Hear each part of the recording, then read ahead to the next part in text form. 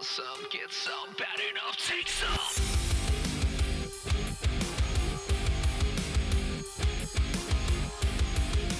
Alive and awake, and welcome to episode 96 of Faggot and Bang with Gangrel, myself, Nikki B over there, Shady Ray in the dark corner, like with all his conspiracies as usual. Like, just don't, Nicole, I'm telling you, don't come in here early. Now he's got backup over there, some cruise dude over there in the darker corner, back corner to verify and justify everything he has to say, and he's spitting this way. So, but I mean, some of it's good, but like, yeah, Shady Ray, Shady Ray and cruise control. Well, I mean, it's not. He's not really Shady Ray. He's more like conspiracy Ray. But like, but it's all good. What's going on with you?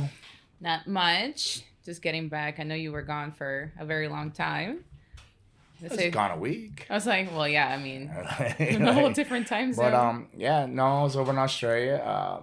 Being around the world, I sung that last time. I can't find my baby. What? You don't like Lisa Snap? All right, whatever. But you went to WrestleMania. Do you want to tell us about your trip to WrestleMania? But before it gets to like, it's been what, 2 weeks since WrestleMania? 2 weeks? Yeah, I was gonna say, I'm like, I feel like it was like a month ago now. It's just been so long. A week is a month in our lives, as much as we that got going is on. very accurate. I didn't even think about it like that, but that is very accurate, especially when you're always. How was your WrestleMania experience? It was awesome. Don't write me up and say, oh, I feel like you're taking a shot at me when I put a post up in Classic Train. Oh. Because I'm like, so I'm sitting there I felt attacked. I was like,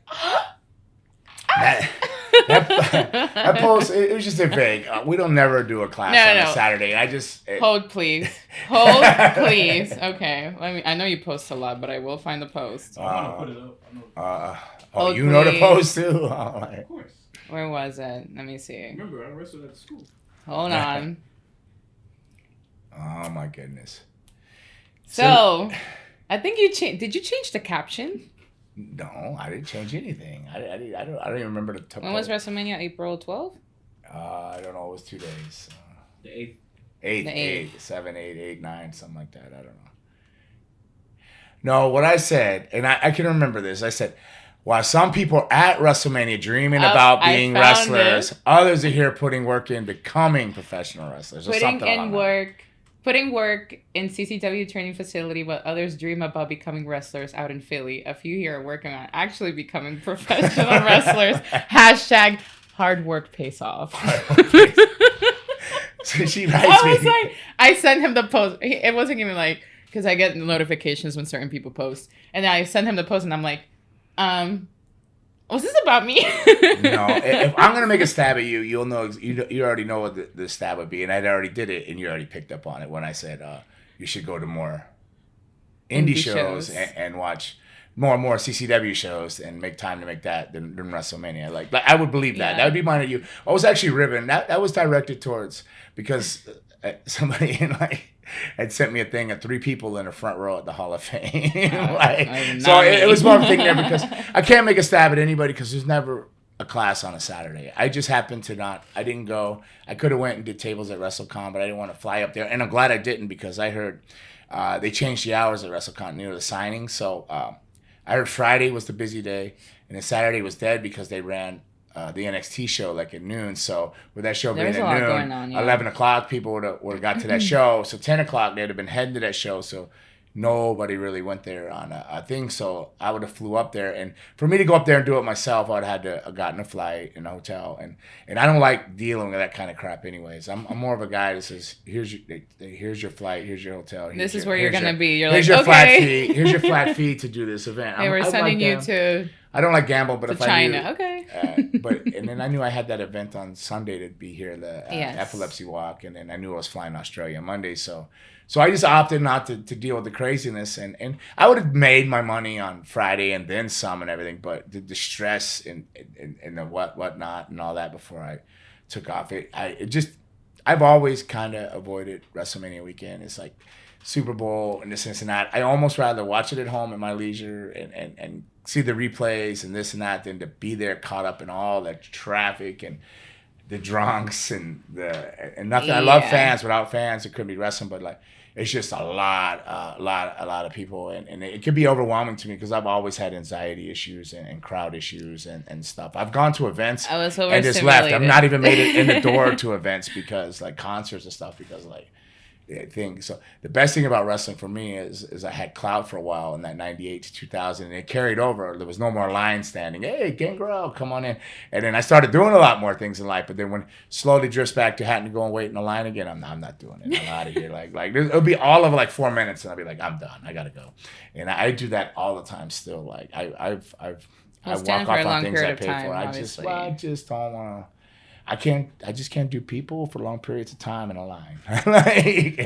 Or waiting to go somewhere, or trying to get an Uber, and then they skyrocket the price because everybody's trying to get an Uber. So an Uber that would be $30 in Philly would end up being $100 or $200 with some ridiculous rate. The crazy thing about Uber actually was that all venues always prepare for big events. Obviously, they have a designated area for Uber, Lyft, all that stuff. They didn't have anything there. Like, it was just basically like all the roads were closed out. You had to walk like a mile down to be able to get into an Uber. Yeah. So it was actually crazy. I don't understand how they didn't prepare for that. Well, whatsoever. I've gone like Yankee Stadium for Yankees games, and it's like I figured it out now. I know exactly the 2 blocks you walk down by a McDonald's where is the best place. Either get an Uber or you gamble and jump in with a complete stranger says, "Hey, where you going?" And I'm like, he goes, "How much money you got?" And I go, and I already saw what the Uber was going to be like, $60. And he goes, "I'll take you for 40." And you're like, you wonder, and I had doubt. This guy takes me. I jump in and I'm super scared. This was at a New York Yankees game, and I go and I tell Susan, I go, "Don't forget your phone, right?" She goes, "It's in my hand." I go, "Okay, who left their phone?" As I was getting out, telling her not to leave her me, I left it in that thing, and I go, "Oh no!" So immediately I judge this guy, like going, "Oh, he's not bringing my phone back." But then I called my phone, and he goes, "Oh, I'm almost back. I got your phone, man." I'm like, "Oh, so nice." And I'm going, "Man, never." What a jerk I am to judge anybody by anything. But you never know when you jump in a like unauthorized vehicle giving you rides, so you just out there hustling. But it could be 50-50. But I got a good one there. But I figured the system out. But you go to a new city all the time, like you did, Philly, and you go there and you don't expect to have to walk a mile past barricaded streets, and then everybody's looking for the Uber. Which Uber is yours? And there's people jacking Ubers and jumping in. So I was one of those people that jacked an Uber. Jacked somebody's Uber? Oh, wow. Hey, I was freaking cold. That was another thing. So tell. It was so cold the first explain night. Explain me how you do this. A single woman. Oh, well, you're not single or whatever. Yes. You're not single, but like you went by yourself. You had a group of people you were meeting there, but you went by yourself. So a girl on a solo trip. No, I wasn't by myself. You didn't fly by yourself? Well, fly, yeah. I mean, I fly you flew, everywhere. Like you went out there, like, so how do you do that? Like, aren't you afraid? Like, you go get an Airbnb, and then you got to figure out how to get around, and then you got all these events. How'd it work? How'd it work? Lay it out. How'd you do it? How'd your WrestleMania trip go? Like, break it down. I mean, you have to be good at pre-planning things, obviously. And then, no, I never, especially when you're, like, going to a new place, like, you don't want to, I mean, as a woman, you don't want to be by yourself. Did you do both days at WrestleMania? I did. Okay. Yeah. Okay. And by the way, I wanted to meet up with, who was it? Jaden, Ozzy, and Gio were out there. And they did go to indie shows, but it just didn't work out. We, like, wanted to meet up, but I don't know. They went to train somewhere. I forget. House of Glory or somewhere or something. Something. I was like, I wanted to meet with you guys. Yeah. The event was really good. Just like you, I do get overstimulated with big crowds. I underestimated how big the crowd was going to be. You book an Airbnb. So yeah. You just book an Airbnb. You don't like. I'm terrified of that because if it's not like a Hilton or a Holiday Inn, or a Ramada, it doesn't have to be something fancy. If it's not something I don't know, an Airbnb. You kind of don't know the neighborhood, and then you go there. You're not renting a car, correct? You just Ubered everywhere, right? Uber, yeah. So you're relying on know Uber. where I was you don't know the area, into. like. And I've been in Philly. There's some really bad areas of Philly. South Philly could be really rough and sketchy. I got stuck there for 2 weeks, and I don't think I went to. I walked outside the door, and there were prostitutes and drug dealers like splitting the street stoop, and I'm like, that was South Philly, but I fit. The funny thing is I fit right in and felt comfortable once I got to know everybody, but and no, I didn't do any crack or buy a prostitute, but I was comfortable. Like They were like all right people, but Philly could be sketchy if you don't know the area, but it could be also a great city too. So here's a tip: when you're booking Airbnbs, they don't give you the address until you book it, but it tells you the location where it's in. Like, it shows you a map. So obviously, like, you zoom into the map, you see where around the area that it's in, you compare it to your map, and you drop a pin, and then you can see the entire area of where you're going to. You always do Airbnb, I noticed, over a hotel. Not Seems always. that way. It depends. It depends because, like, usually whenever you're staying somewhere for like a long period of time, sometimes it makes sense to do an Airbnb because it's cheaper and they eat healthy. You buy groceries. You can do that. Yeah, I mean, you have you just have more space too. So you're not afraid though. That's what I'm asking. Like, you're not afraid to go. No, I mean. I've traveled alone. I've been in a plane by myself. Like, oh my god. Well, I mean, the plane, but you're landing, or even like getting. I'm saying like traveling. I get overwhelmed. Like I mean, I don't care. Now that I go every weekend. I travel every week, obviously, but I just kind of roll out off the plane and stand there until somebody collects me. Like, but if I'm organizing a trip myself, it would be like I've gotten very good at it. I'd be like super anxiety. I've gotten very good at planning trips and making sure that All right, so I'm where I need to be. So you landed, you Uber to your Airbnb, all is good. Yeah, it's crazy. Everyone you got there a was day ahead. You got there Friday or Thursday? Thursday evening, because I did want to do like the touristy stuff. Like I know that you sent me Liberty videos Bell, of you running the Rocky Steps and taking pictures with the statue. You said you did so much walking that you were going to go home and go to sleep that night or go to the Airbnb. I was definitely I tracked my watch, and I think that day I did 12,000 steps. I mean, it's good. You know what's crazy is up till today, since I left Australia, every day I've done over 13,000 steps. That's how busy, because I had to walk everywhere in Australia. Then the airports were crazy, like walking in the airports. And then when I got home, it's been crazy with the classes and the day class. And I've just been running and running. That's why you came back all lean. Your face was slimmer when you got back. Was it? You didn't tell me. My bad. I got you next time. No, I came back kind of heavy, but I weighed in lighter this morning. I weighed in like 248 this morning. Like, I don't know, but I felt like the flying and ankle swelling and things. And I don't know. I got a gnarly sinus infection. Fitness is crazy because it's like I'm like over here gaining weight, but I'm looking. So you went with a group of work colleagues, right? Yeah, just like whoever showed up, kind of. It's like, because I mean, we get it's expensive, and and not everyone is a wrestling fan. All right, so you went. So y'all just meet up at the venue. Mm-hmm. And then you went in and sat together and everything. So how was it? Like, what was your feel? That was your second WrestleMania. Your first one was LA, and this is your second one. So it's been a year to year, like in your training, right? So you can't basically. You've been training almost a year. Yeah, a year. It'll be a full year of like training in June. I looked at. You better let somebody know when you're ready to do your match. You got your boots yet? They should be. I want to say. They should already been here. Yeah, they should already be here, or they're coming like literally this week. Okay, cool. Excited about it. Was shipped though. They got shipped. They were shipped. Shipped. Oh, shipped. They got shipped. So now I'm just like, they're coming from Mexico, so I don't know. Okay. We'll see. There's a lot of other quicker ways to make boots. I tried to tell you a guy, turn you on to a guy, but next time. I told you to let me know. I don't mind having two different ones. Wow. All right, so you get to your event, and how was it? It was really good.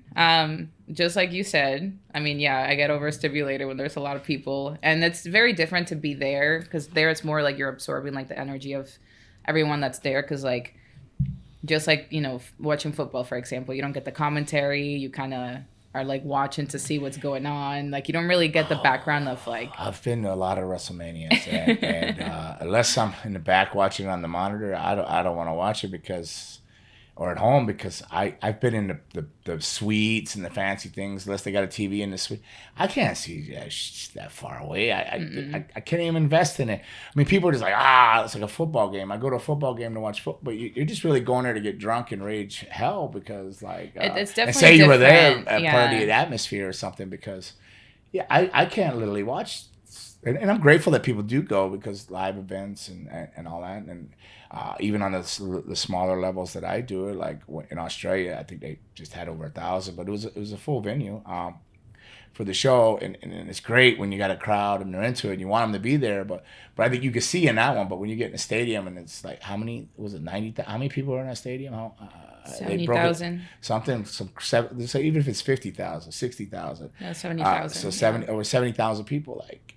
The flip can you see? Like, so you're just there for the energy to say you're at WrestleMania and all the like pre-WrestleMania stuff and probably the events they have and the different parties, because like that's why I say when people go there, I'm like, Well, you go there. You might as well stayed home and trained and then watched it on TV and picked it up. Then to go there and experience what, like all that. What are you picking up from that? Like, I mean, that's just me though. That's me and picking what side of it. No, I get it. Everybody's a fan of wrestling, or I wouldn't wrestle. I'm still a fan of wrestling. I still don't. So don't. I'm not mixing it up.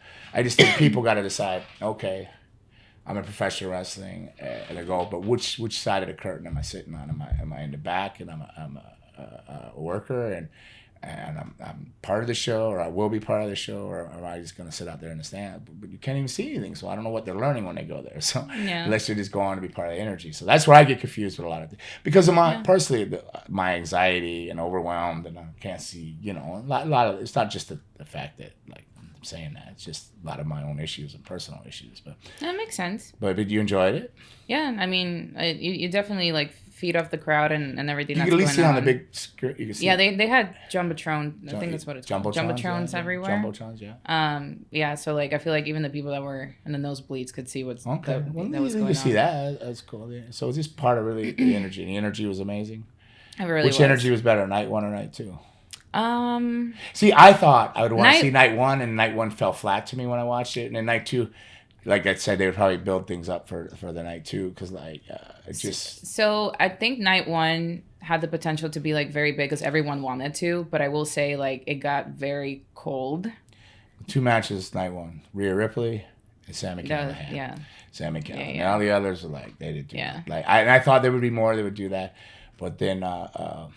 Well, then Judgment Day too. Like I was happy for Damien. You know, I wrote him right away and said, "Oh, I'm proud of you." He's like, "Thank you." Like, you know. Yeah, I didn't realize his story. Actually, I saw this on like a Facebook post or something. He used to be a security guard for WWE. I don't know, but he wrestled. Like he started out Ring of Honor. He came out of the Northeast, you know, and and he worked his way. Then he went to NXT. Yeah, apparently he started as a bodyguard and ended up like getting the title. And I'm super excited and happy for him. Nice. And I know that he was like a big Brood fan. He'd always like he loved Edge and the Brood itself and everything. So I like anytime like he wins a title or something, I write him right away. And I always say, "Oh, I'm happy for you, mijo." You know, awesome. Yeah. And he's a Yankees fan. He's a Yankees fan, and then I saw right after WrestleMania, he was like, "Yeah, he was out there with Judge." Yeah. Out there when he had his belt, and Judge was giving him a bat. I was like, "What the? I want to be on. I want to go. I never get to go out on that field of honor, you know, meet Judge. That's awesome. Like, but I'm glad to know that like a lot of Yankee fans are wrestling fans too, and they're Damian Priest fans, so that's really cool too. Yeah. Whether they were or not, I don't know, but they pretended to be, so that made me happy. Made me happy, but I know he's a Yankees fan. Yeah, that picture he sent me had the belt and like the jersey. That was dope, cool. Right? That was good. So night one had the potential, but night two was your night. I mean, the energy was better leading up to like night one. Everyone was like very engaged. Everyone was going crazy, but the second the sun went down and the wind started blowing. It was cold. I forgot about the cold. Yeah, the dome was open. You know, it was like low 40s and it was really windy. So I was like, oh my God, everyone was like... You're up top too, so the wind's really circling and whipping. I feel like in that venue, no matter where you were, you got hit because it's open. It's like, it's not like you're inside, so it was really raining. Cold. It would have been drizzling and doing that. Oh no, I would have not. I'm not here to get sick, but yeah, night two. I mean, obviously everyone was like really happy for Cody. That was crazy how they incorporated, the Undertaker coming out. A lot of people thought, with the Shield. Dean Ambrose or Ambrose, that's what it is. No, he's still in AEW, but everyone had speculations. I think Seth had dropped the thing saying I'll be your Shield like prior to that or something. There was some kind of hidden drop in there, and then it came to prediction, whatever you want to call it. Like it happened, but it was cool. I incorporated Cena and Taker and all that, but I just I guess all things, you gotta, how long can you run the Roman Reigns thing and then you do the Cody thing, but I don't know. I mean, it was exciting, but I think I was still looking for more. I don't know, just me maybe I was still looking for a little bit more there, but it was good. Overall, it was. I mean, I guess it was a start. They call it. I heard how many times they called it the Triple H era. They made sure everybody knew it was the Triple H era or something. Definitely. Like to the point that I was really almost nauseous that they were like, "Oh, it's the Triple H." Like all right, quit sucking a dick. Yeah, like, I mean, come on, all right, we got you. Like, but it was good. It was cool. I mean, overall, it was good. I think I thought I would like night one better, but I ended up liking night two better over night one. But that's how it should have been, because I said they would build night one to add to contribute to making night two a bigger night.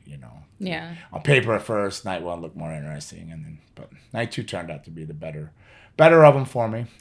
I was able to watch night two all the way through, where I went to bed right into El Generico, Sammy Callahan, not Sammy Callahan,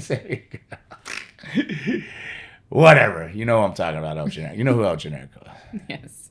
Yes, and him and that Gunther's reign came to an end on, as you pointed out, 666. Yeah, well, let's talk about that. Gosh. So I saw you that. say Gunther's title reign end on 666 days. Yeah. Then I see Bailey come out. They say she's from Egyptian part of whatever, Union City or the Bay Area, but then there's like all these pyramids and this and this and that, and then Seth Rollins comes out with the white owl. Like, so I start thinking about that Bohemian.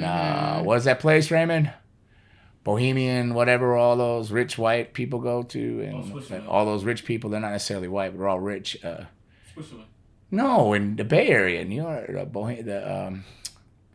where they all worship the big white owl, and there's all the presidents. It's like that weird, the woods where they do like those like. So they worship that big white owl. So Seth Rollins comes out with the whole owl thing. I'm like, whoa, what's going on here? Is this whole new era like saying something? We got the pyramids and all this hidden messages, and you got the white owl, and then whatever. But that's just me hanging around YouTube too much. And I'm telling it to you guys, and you guys have no idea what I'm talking about. I think the two of you would be all over it. And, I know what you're talking about. And then 666 days, the end of a title reign. Like, I don't know, with the solar eclipse coming and end of a kingdom, like there was a lot happening. So it was like weird, like so. Huh? And then I also thought the way they kept saying it's the Triple H thing. It was like because of the solar eclipse is the end of kingdom. Like, it was at the end of Vince's kingdom, and now it's Triple H. Like I don't know. So I thought maybe there was like maybe I was reading into it, but I started thinking, is there all these like little hidden messages going on in here? Like they're like trying to like they're meeting their quota with their people, whoever the higher power they're answering to. They're like, yeah, we're like putting it in there, boom, boom, boom, and I'm the only guy seeing it, or if I'm just crazy.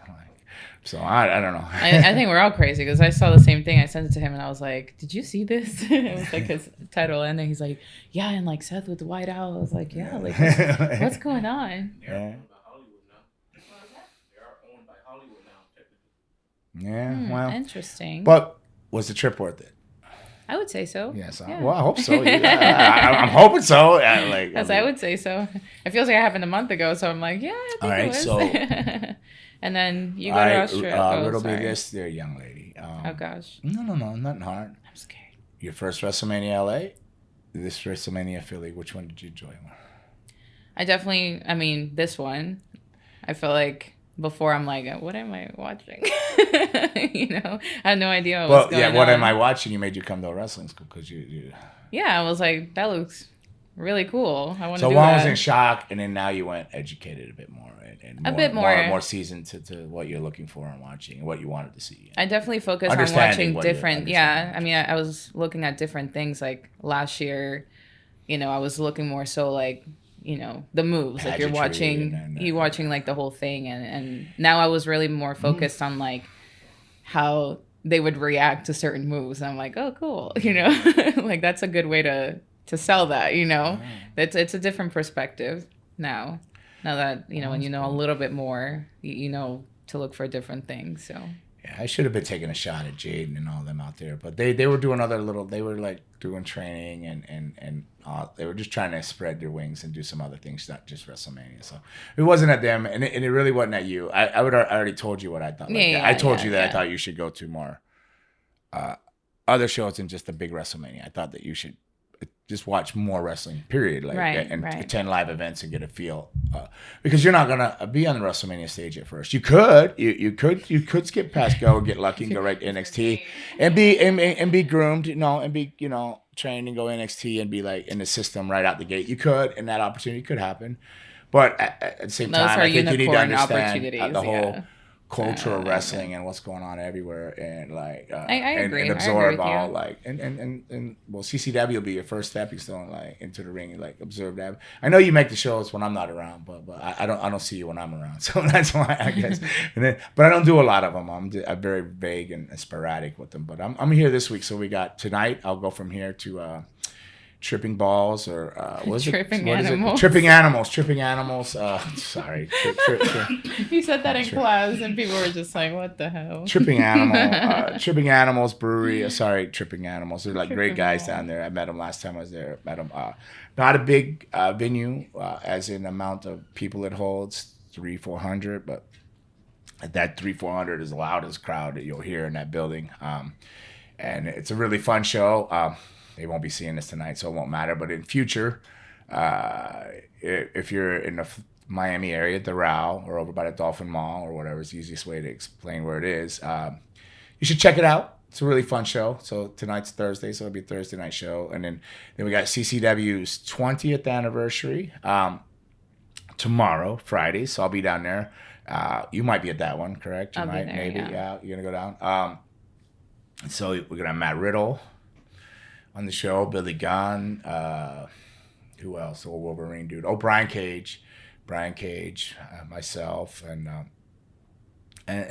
some other surprises, and should be a very, very good show. And again, you probably won't see this podcast by then, but the 20th anniversary, they'll be doing that, and then they have Breakout Saturday at the school, but unfortunately or fortunately, either however you want to look at it, you can look at it either way. I like to be home, but when I travel, I tend to make a lot more money. I got to pay bills. I mean, I love wrestling, but at the same time, it's a business, and I got to pay bills. Not that I don't get paid here; I just make a lot more other places. I'll be in Minnesota, so I'll probably get home at like 2 a.m, and then have to be at the airport at.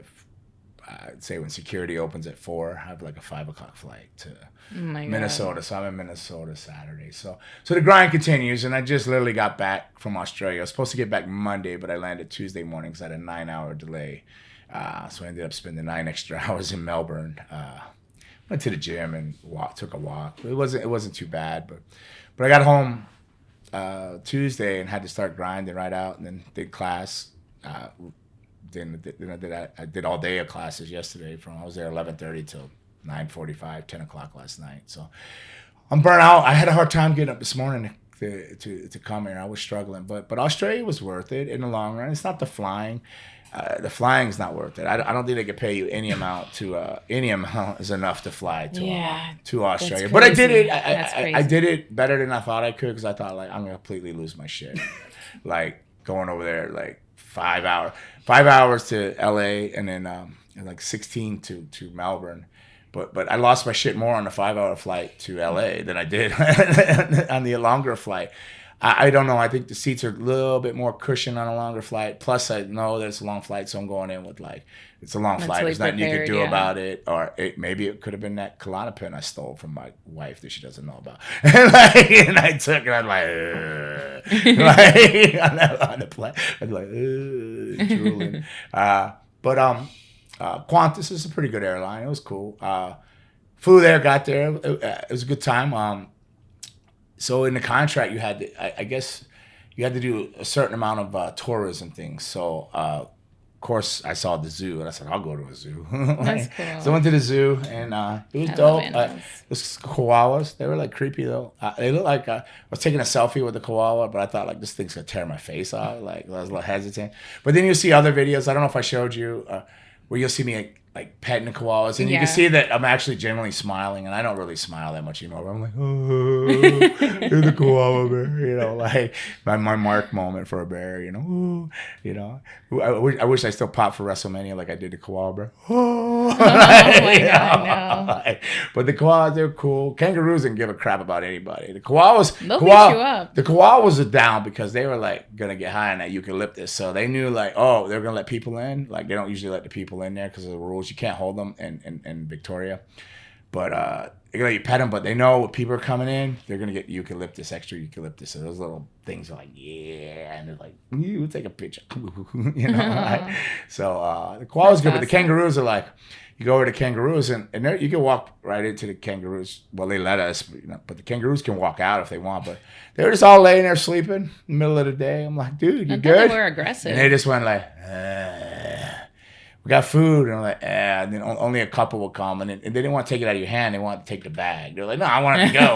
Like, I'm gonna take it to go. Like to go. I'm not hungry right now, so they'll come feed if they're hungry and don't want to eat. But I guess they get fed so much that they're just like, more people, whatever, But they're cute, the kangaroos, and then the wallabies, and then the Tasmanian devil. Like That's that thing. He's only like this big, but like he's a scary little thing. And to get him to come out for us to see him, they had like this blood scent stuff though. Like they're little carnivores. Like they'll eat carcasses, and they're just like little, like they're savages, those little things. Oh my God. They sprayed the blood, and that thing just came looking all over, like sniffing where all the blood was. Like, where's it at? Where's it at? I'm just looking for a body to eat or some carcass. God. Yeah, it was kind of scary. A tense little thing, And then there was the meerkats, and then they had tigers and big crocodiles, of course, and snakes, which really don't really care about snakes, like whatever. You don't like those. I actually took pictures of the snakes and deleted them. I'm like, all right, we're gonna share this with anybody. I don't give a crap about snakes. I don't get. I just don't like snakes. I don't like snakes at all. Yeah. Snakes and spiders, I do not want nothing to do with. Like, yes, I may wrestle as a vampire and I watch horror movies, but I ain't effing around with no snakes and spiders. Like, I do not. A spider comes in. You see a spider if I even see a spider in a locker room, well, and a roach too. Even though I'm not afraid of roaches, but I'm afraid to carry a roach home to my house. So, but I see a spider or something, you'll see me dumping my whole bag out, shaking that thing, and putting everything in piece by piece and blowing in my boot. Yeah, I ain't messing around. I'm not gonna carry no roaches home, but I ain't carrying no spiders home to attack me because I've been bit by a couple of spiders. I've been bitten by a black widow and a great recluse, and both made me horribly sick. And oh my God. so I think spiders got a thing for me. And you know what? When I got bitten, you know what happened? You didn't turn to Absolutely nothing. I didn't turn into no Spider-Man. I didn't get no superpowers. I couldn't spin a web of any size at all. Look out. It comes, nothing. No Spidey. No senses. Well, I might maybe have some Spidey senses. But so the trip to the zoo was good. It was cool. Like, I never really, I got to be honest, when up to about, I'm 55 now. So up to age about 52, when I went on trips, I just partied like a rock star. I drank all night, did everything illegal, and drank and whatever, and just made towns and had a great time. Now I'm like, I'll go to the zoo. That was cool. So it was good to go see stuff. Because I've been in Australia probably 6, 7, maybe 8 times, and I never did anything. So it was cool to do that and be a little bit mature. It took me a long time to get there, but it was good, and I enjoyed it. And then we just had to do simple 2-hour signings each day, and then wrestled the show on Saturday night. So Friday signing 2 hours, Saturday signing 2 hours, a show Saturday night. And I had to do a Q&A, which was okay. I don't like talking, but you wouldn't know that I have a podcast. But Raymond will tell you that I really want to do the podcast, and I still don't know why I show up here every day, because I don't know if anybody listens to it. I mean, I see some comments, but somebody listens to it, and people do tell me to listen to it, but I don't know if enough people listen to it for me to justify coming here, especially as tired as I was this morning. I was so tired this morning. I didn't even go to the gym. I just want to go to the gym, but I don't have time. I can't get moving. I didn't get out of bed till 6:30. I struggled getting up this morning. And well, you were gone in different time zones. And then I did 2 hours on Sunday signing, and then I was off, and then I got the big delay Monday. But then I came home, but it was a great trip to Australia. I've always said this, no matter what level I was on, a party level or now a tourism level, as a sightseeing thing, Australia is a great place, and the people I've not met a bad person in Australia yet. Although when I was there, they had a stabbing. Somebody went crazy and stabbed and killed like 7 people in the Bondi Mall. And they never really have stuff like that. And where I was staying in Ballarat, there was a serial killer of young women, loose, that they were looking for. But they don't usually have that kind of stuff going on there. Raymond will blame the eclipse. But in general, I've never met anybody bad. The people have always been really friendly in Australia. And the workers were great. My match, I was in a tag with 3 younger lads, probably in their early 20s. But they had the psychology of a guy that's in their 50s that's been wrestling. So their psychology was sound and easy. And I think we did less. I mean, Shelton was on there doing belly to bellies off the top rope, this and that. And there was other people doing other things. And we were like the semi. before Moose and somebody, another local guy. But like we just told a story and the people loved it. It was a good time. So all in all, the trip was good. It's just the travel was hard, but it was a great trip. So That's good. yeah. But I'm glad to be home though. Like any trip when you go away, even though other countries can be great to visit and everything, it's always good to get back home to the grimy USA and get back to grinding here, grimy and grinding. You know, Grimy and grinding. grinding and grimy. Copyright that. Yeah. Right. All right, where are we going on from here? Do you got a format? Did he send you anything? Or? Oh yes, Did we're he? gonna talk about AEW show CM Punk tape. Hold on, let me switch this over because it's hard to see. Oh, I'm thirsty. I'm dehydrated. I'm still dehydrated from that trip. It was announced by AEW that they would show footage of CM Punk's backstage fight with Jack Perry in the AEW All-In PPV from August 2023. The fight ultimately led to AEW firing CM Punk a week later, which opened the door for CM Punk to return to WWE.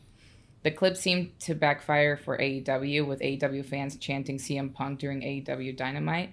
So question for you is, did you see the clip and do you think it was a good idea for AEW to air the footage?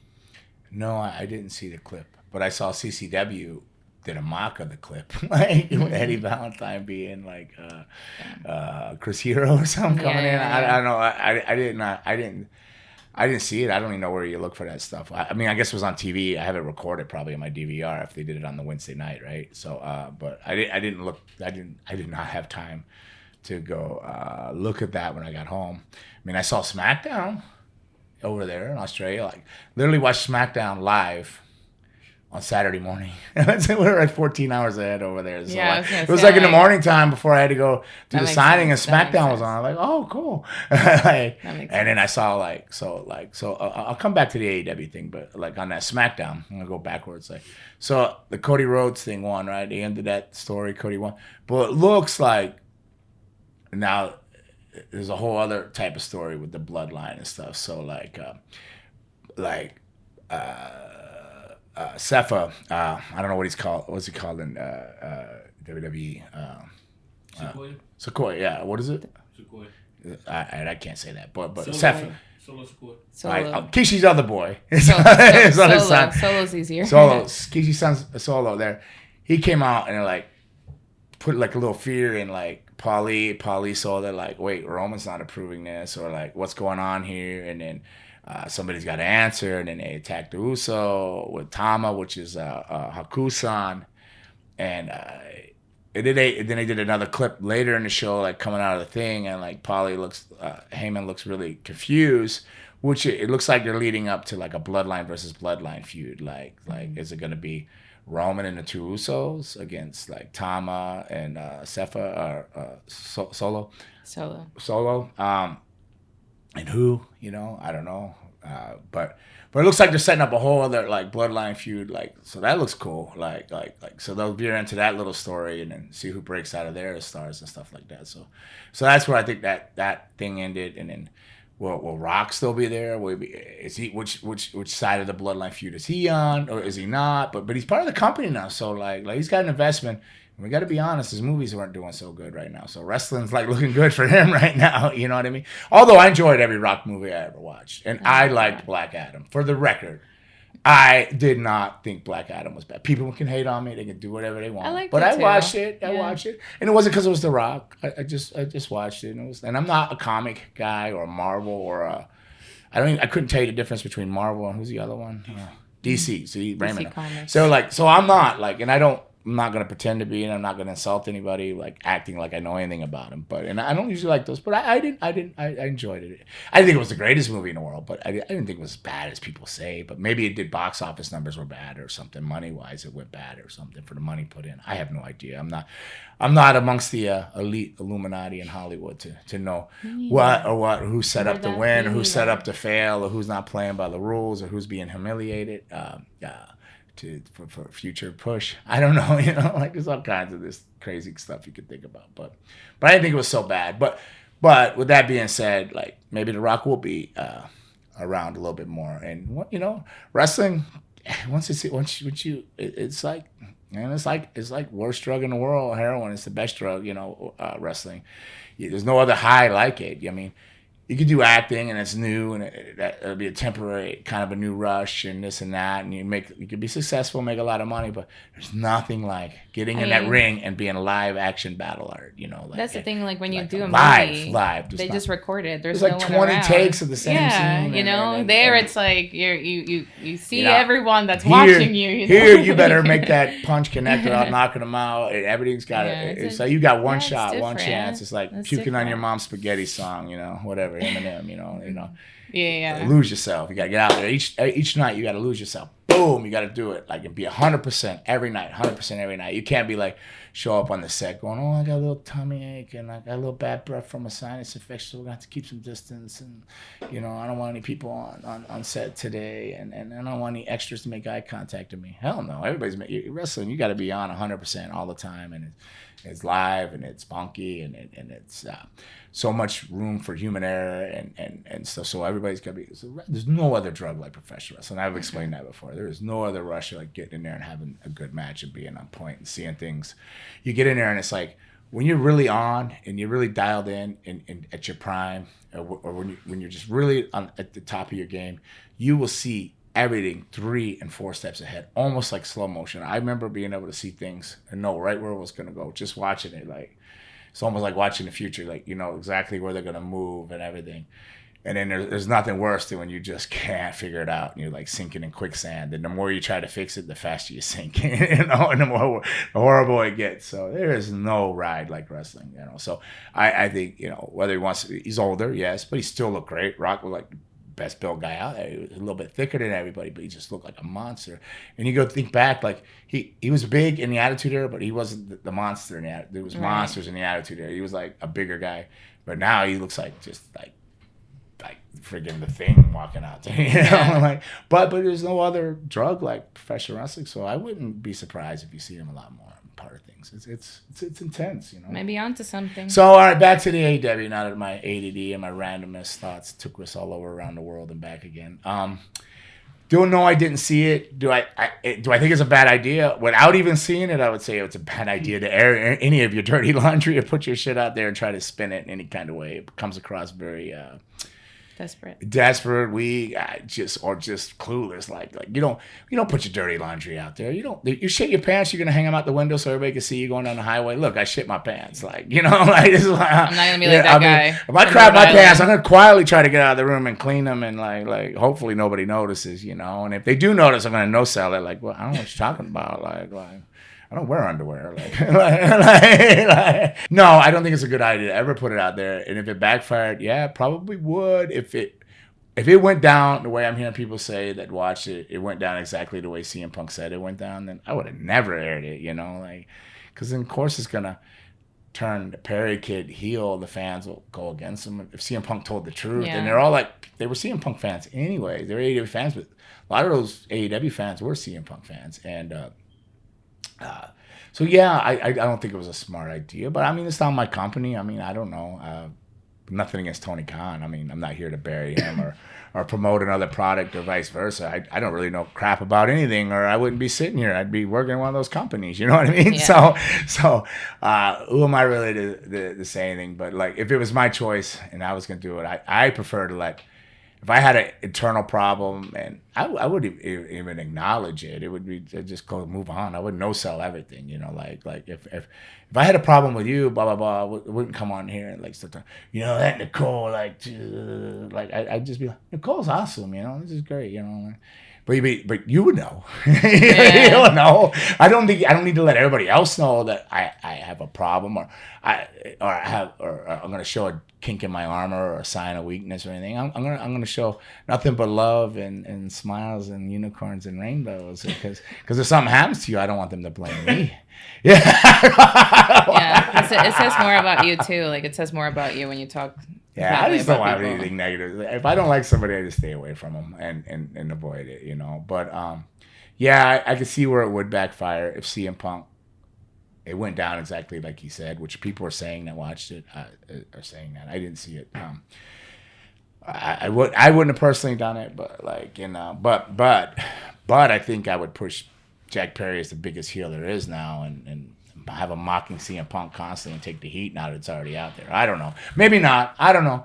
But because they already done it. But I would have just ignored it like it never happened and moved on and been like, I would have took my loss and then figured out how to regroup and just rebuild. But I don't know what goes on in their minds and what their big picture is. I don't know if anybody knows. So the whole world can sit there and speculate their own ideas, this and that, and say what they would have, should have done. But unless you're there doing it and you got the money to do it, I can't really say anything. You know, it's their choices to make, and maybe they're gonna pan out in the long run. I don't know. But me personally, I wouldn't have aired it.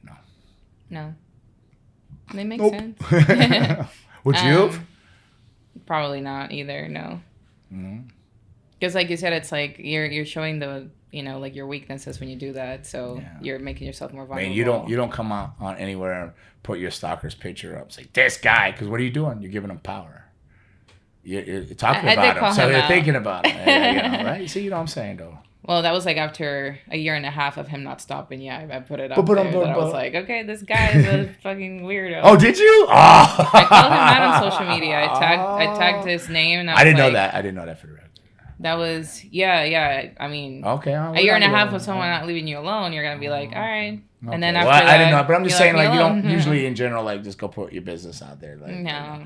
Because you just want it to go away, right? If something's like, you're not happy and you got a bad taste in your mouth, you don't eat it again. You don't want to relive the thought of eating it again. You want to forget about the thought of eating something. You know, you open the refrigerator up, and if it smells bad, it's usually bad. You know what I mean? You don't eat it. So, like, and if you ate it once and you got a foul taste, you got sick from it, why even relive that over and over and over? I wouldn't put that. That's true.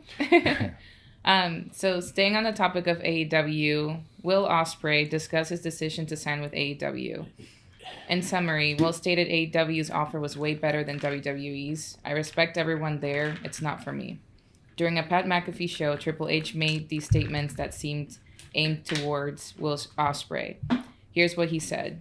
If they're not here to be all in on this, like when I see people that come out of, trying to make it, and then they pick the job where they go, well, they work less, the schedule's lighter. All right, then I'm glad I didn't get you. Mm-hmm. Okay. Because if you're not in it for the grind, at that point early in your career, you have no business being here. Okay. And then, of course, it didn't end there. During a taping of AEW Dynamite, Will Ospreay seemed to take shots at Triple H. This is what he had to say. Normally I wouldn't rise to this type of bait, but seeing as the guy that said it is only in the position he is in because he was grinding on the boss's daughter,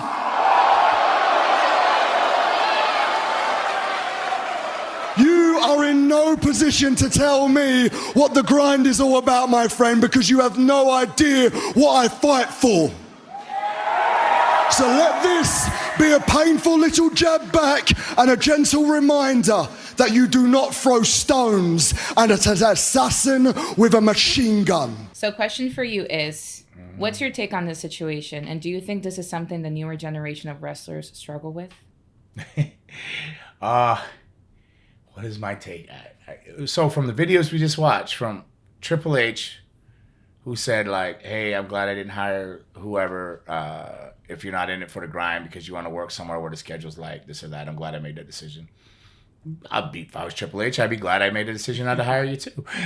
Or you made that other decision. And the Will Ospreay, they come on there and then call out Triple H. Well, then he's just telling on himself that Triple H is talking about him because nobody else probably would have known that. Hell, I would have thought maybe he was talking about Ronda Rousey. I don't know. Or MJF or whoever's up for a contract negotiations or this and that. I don't know, man. The grind is the grind. Like, I maybe it's a generational thing, but like, man, it's old school wrestlers before me, the 70s and 80s. You got to look at what they put in. They worked 7 nights a week. They drove, not fly, but they drove 11 to 1,500 to 2,000 miles a week in their cars and this and that, and still made towns every night, still made it to the gym, still found a way to eat, and still probably went out and partied like rock stars. I don't know, not play like so. But everybody has their own choice of what they want. But I see that in training now that like you got to put work in to get somewhere, and You know, like, yeah, I don't, Triple H, I didn't hear Triple H say his name or call him out, but then he went on and said that, so he's assuming it's about him, but probably 5 other people. Like, I have no idea, but to go by that, I wouldn't. It's a different generation putting stuff out there like that, this and this and that. I don't even know why Triple H would have said that, but I get what he's saying. That's, in general, I get what he's saying, because I still grind 7 days a week running schools and shows, and I'll make it, and it's, I fly every week. You know, you hear my schedules on here. A lot of the old WWE guys will come to me and go, I don't know how you're still doing it, but it's what we did. You know, this is what we did. It's what we do. It's what we know. You know, and WWE is a machine. It's a system, and like, not only do they got shows and house shows and TVs, they got personal appearances, Make-A-Wishes. They still got to get to the gym. They still got to eat right, and they're still flying. If you look at their map, they're, you know, Philly, Anaheim, wherever, Boston, wherever they're at, boom, Dubai, or wherever the hell, the Middle East, so back and forth. I remember doing shows, a pay-per-view on a Sunday night in London, and then a live pay-per-view in London on a Sunday night, and then flying back on a jet and doing live Raw on a Monday. It is part of the grind. It's what they do. It's what they're known about. So I think Triple H is just saying, I'm glad I didn't hire you if that's not what you wanted. You know what I mean? I think, you know, I mean, I don't know why he even went as far as to say that, because it's petty. You're giving people power. But he didn't say a name. He didn't go that. So, but Will Ospreay came out and I guess is saying it was about him because he took a shot back, which I don't get either. But I think it's a generational thing. Maybe it's, I don't know. I don't even know why Triple H even bothered to say that. But I get what Triple H is saying. I don't know who he was saying it about, but if you listen to that video, Will Ospreay saying he's saying it about him. I don't know Will Ospreay. I know Triple H, and I don't know if he got his position from grinding on the daughter. Yeah, I'm sure. Yeah, he did company and all that, but he also has put a lot of time in. He also was in the DX and that kind of group. He done his politicking and he's done his stuff, but he's also blood, sweat, and tears and injuries and hours and hours upon hours on the road and stuff like that. So, you know, he's all about the grind, whether he's still wrestling or not. And that's his mentality, and that's what was Vince McMahon's mentality, and that was all the wrestlers prior to that. So now I don't understand it. Maybe it is a generational thing. Maybe like, because there's guys living at their parents' house, 37 years old, sleeping on their mom's couch still, like their mom's still grocery shopping for them and a lot of working. I don't know. Maybe it is a generational thing, but I get what Triple H said. He didn't call anybody out, but I guess Will Ospreay took it personal because he called Triple H out on it. But either way, much like Aaron, the footage of CM Punk, I wouldn't have did it on either side, probably. And if I was Triple H and I just want to talk about the grind, I would have just said, hey, WWE's not for everybody. I wouldn't have said, I'm glad I'm not hired you. So, like, I guess he took a shot, but he didn't say a name. But Will Ospreay gave it credit and gave it power, but then he fired back. But it's just that I think it's so unnecessary and below all of them. Like, Will Ospreay is such an incredible talent, like, you know, of this generation and that style of wrestling and the sequences he does are almost artful, and I cannot do them. I certainly cannot do them, you know, and not many people can do them. Like, he's an elite on how he does, you know, and you know, so I don't even know why he would even acknowledge it either, but maybe he just felt hurt or assaulted. But like, it all could be a generational thing where older guys would just, if he had a problem with Triple H, he would just punch him in the face when he saw him somewhere, you know, or went outside and waited for him outside a venue. But maybe with security and that thing's away now, it's not as possible. But that's how it kind of was in the older day. But that's not right to do. I'm not saying that's right to do, but I don't know. Triple H shouldn't have. He should have just said, hey, WWE's not for everybody. You know, we grind harder. He didn't have to say, I'm glad I didn't hire you. So, like, I guess technically he took a shot, but he didn't say a name. But then he gave it credit, I suppose, saying that, because he took a shot back, assuming it was about him. So I'm not there. I don't know. But I wouldn't have done it either side or either way. So much other things going on. You got Wrestlemania, you got this, you got that. Then to worry about, I'm glad I didn't hire somebody. Like, so petty on his end. And then him, he's probably just pissed off and just wrestling, like, F you, buddy. Like, you're only there because you married Stephanie McMahon, you know? So he sees his point as being valid. Maybe he like a lot of people, like Edge likes AEW. He likes to be able to, like, go and have the matches he wants and do the thing.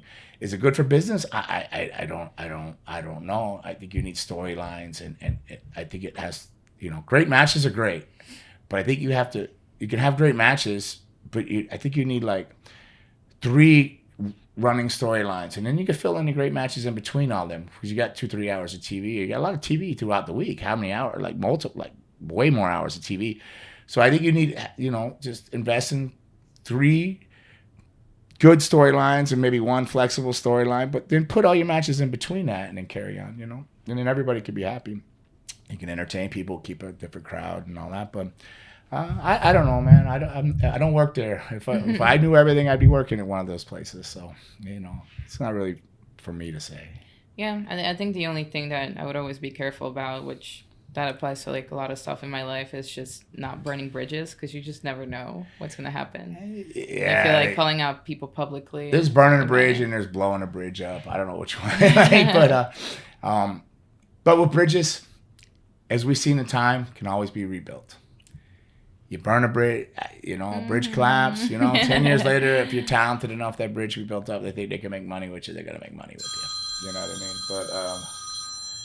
But, yes, Raymond, I know how to turn a phone off, like put it on silent every time I come in, I just choose not to. I mean, you can burn I think you can burn a bridge. You should be careful and leery about it, but if you truly believe in something, you can burn it, but bridges can always be rebuilt. Somebody can come rebuild it. Somebody else will take power. Look at how things change now. It was like Vince McMahon forever, but if he knew when Vince McMahon was there, despite whatever his discrepancies are now, we'll just go back to his business sense. If he knew he could make money with you, you could come back. You could have spit on him or punched him in the eye. Bret Hart, whatever, anything wrong. But if he knows he can make money with you, and it's a smart business decision, he'll bring you back. And That's true. And I think that's possible with anybody with talent. So like, it's never totally over if they blow or burn a bridge. It's just if they continually to blow it up while they're trying to rebuild it, then there's a problem. Yeah. But bridges can be rebuilt. People don't realize that, but you shouldn't. It's not a good practice to do it. But people grow, and they mature with years. And age and wisdom comes with time and experience on the job. People change.